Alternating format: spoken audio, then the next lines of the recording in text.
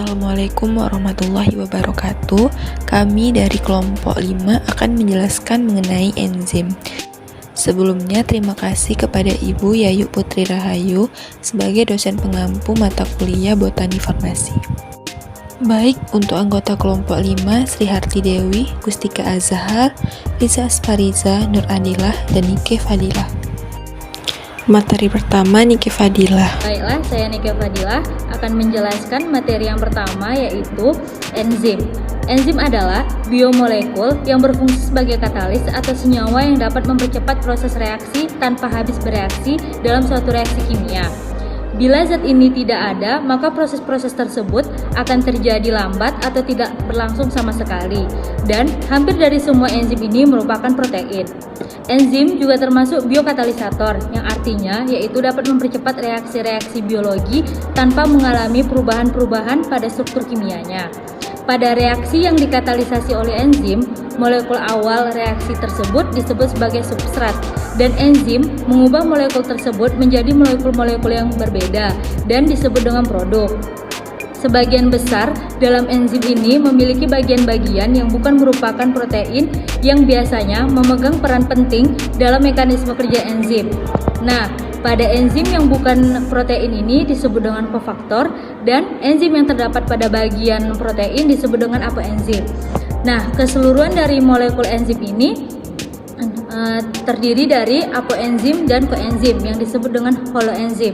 Nah, kofaktor terdapat 3 jenis, yaitu ada koenzim, gugus prostetik, dan aktivator ion logam. Baiklah, saya Riza Aspariza. Pada kesempatan kali ini saya akan melanjutkan materi mengenai koenzim. Koenzim adalah senyawa non-protein yang dapat terdialisa, termostabil atau tahan panas, dan terikat secara longgar dengan bagian protein dari enzim atau apoenzim. Karena terikat secara longgar dan reversibel, kadang-kadang koenzim disebut juga dengan kosubstrat. Gugus protestik secara kimiawi hampir sama dengan koenzim, yaitu senyawa non-protein yang dapat terdialisa dan termostabil. Namun ikatannya dengan apoenzim inilah yang membedakan gugus protestik dengan koenzim. Tidak seperti koenzim yang dapat terikat, lepas, kemudian diikat lagi oleh apoenzim selama kerja enzim, maka gugus protestik umumnya berada dalam keadaan terikat terus-menerus menjadi satu dengan bagian apoenzim. Selanjutnya ada aktivator non-logam, di mana aktivator dapat mempercepat jalannya reaksi karena aktivator adalah zat penggiat. Contoh aktivator enzim adalah ion Mg, Ca, Fe, Cu, Co, Zn, Mn, dan Mo. Sekian dari saya, terima kasih. Baiklah, saya Nur Adilah sebagai pemateri selanjutnya akan menjelaskan mengenai cara kerja enzim. Nah, cara kerja enzim itu ada 2, yaitu yang pertama adalah lock and key atau kita sebut dengan kunci dan gembok, dan yang kedua ada induksi pas. Nah, untuk cara kerja enzim lock and key itu ada dikategorikan menjadi yang gembok dan juga kunci. Baiklah, untuk model yang pertama yaitu model kunci gembok yang disebut dengan lock and key. Yang dinamakan dengan gembok itu adalah enzim dimisalkan sebagai gembok karena memiliki sisi bagian kecil yang dapat berikatan dengan substrat. Bagian tersebut disebut dengan sisi aktif. Nah, jadi enzim ini sebagai gembok dalam model kunci dan gembok. Yang disebut dengan kunci itu adalah substratnya. Substrat itu dimisalkan sebagai kunci yang akan berikatan dengan sisi aktif enzim yang kita sebut tadi sebagai gembok. Baik, untuk model kedua yaitu induksi pas. Pada model ini sisi aktif akan menyesuaikan pada bentuk substratnya. Sisi aktif enzim akan berubah bentuk sesuai dengan bentuk dari substratnya. Saya Gustika Azhar akan melanjutkan presentasi dari Nur Adilah. Selanjutnya yaitu faktor-faktor yang mempengaruhi kerja enzim. Yang pertama ada suhu, di mana temperatur enzim tersusun dari protein, maka enzim sangat peka terhadap temperatur. Temperatur yang terlalu tinggi dapat menyebabkan denaturasi protein atau kerusakan protein, sedangkan temperatur yang terlalu rendah dapat menghambat kerja reaksi. Pada umumnya, temperatur optimum enzim yaitu pada suhu 30-40 derajat Celcius. Yang kedua ada pH. Perubahan pH dapat mempengaruhi perubahan asam amino kunci pada sisi aktif enzim sehingga menghalangi sisi aktif berkombinasi dengan substratnya. pH optimum yang diperlukan berbeda-beda tergantung dari jenis enzimnya.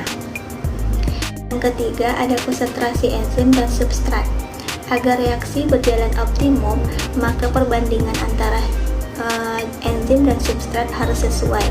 Jika enzim terlalu sedikit dan substrat terlalu banyak, reaksi akan berjalan lambat, bahkan ada substrat yang tidak terkatalisasi. Semakin banyak enzim, maka reaksi akan semakin cepat. Dan yang keempat ada inhibitor. Enzim seringkali dihambat oleh suatu zat yang disebut dengan inhibitor. Inhibitor ini ada dua jenis, yaitu inhibitor kompetitif dan inhibitor non-kompetitif. Baik, selanjutnya akan disampaikan oleh Sri Harti.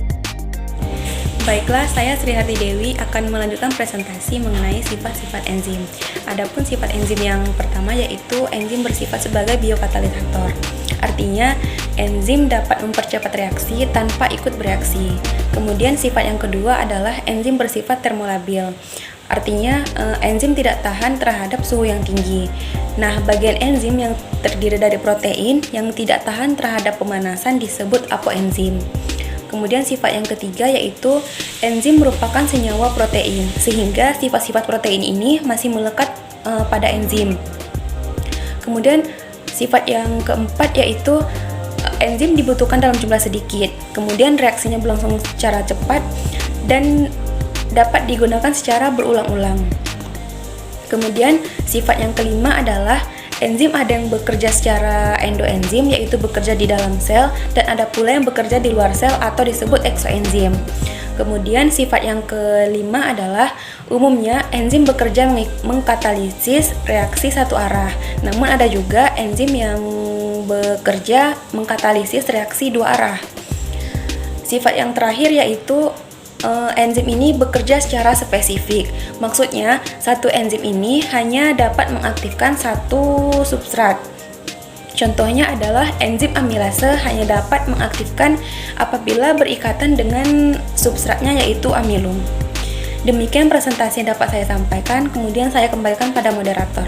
Terima kasih. Baik, sekian presentasi dari kelompok kami. Jika ada pertanyaan bisa tulis di kolom komentar. Terima kasih. Wassalamualaikum warahmatullahi wabarakatuh.